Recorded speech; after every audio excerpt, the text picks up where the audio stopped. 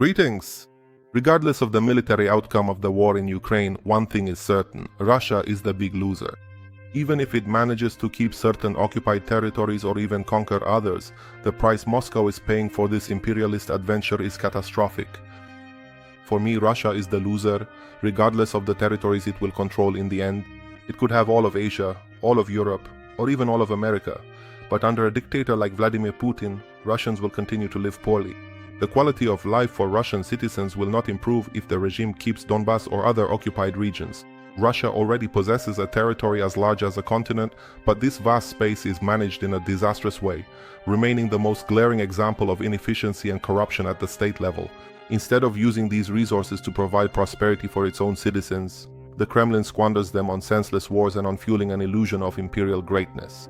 This war was not just a military failure or a series of poor strategic decisions, but a manifestation of the profound collapse of an authoritarian regime that chose to sacrifice its future for 19th century territorial ambitions. In today's video, I will answer the question: why did Russia lose the war against Ukraine? Before we begin, I want to let you know that I checked the statistics and only a small portion of those who watch my content are subscribed. If you want to support me, please hit the subscribe button. It only takes a second and it's free.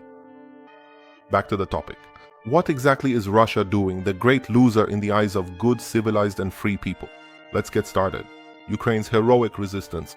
Russia entered the war with Ukraine with an almost arrogant confidence in its military superiority, so much so that the entire invasion plan was based on the idea of a swift victory. The whole world, and even Russia itself, expected Kyiv to fall in just 3 days, and for the entire country to be quickly occupied. This exaggerated confidence was reflected in almost absurd details. Russian soldiers were sent into Ukraine with dress uniforms in their luggage, ready to parade through the occupied capital to celebrate victory. Instead, this invasion turned into a humiliating failure that shook Russia's image as a military superpower. Not only did Russia fail to conquer Ukraine in 3 days, but it also lost important and symbolic battles. Kyiv, the main objective of the invasion, remained free, and the Ukrainian government, instead of collapsing, became even more united and determined.